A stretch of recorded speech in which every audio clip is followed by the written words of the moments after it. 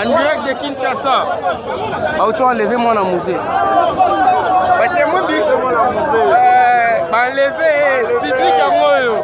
Enlever la Kabamar village. Tomoni.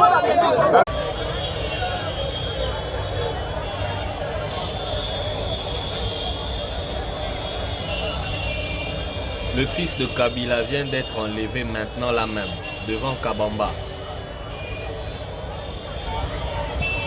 Alors qu'il venait de passer l'émission avec Dambosolo na politique.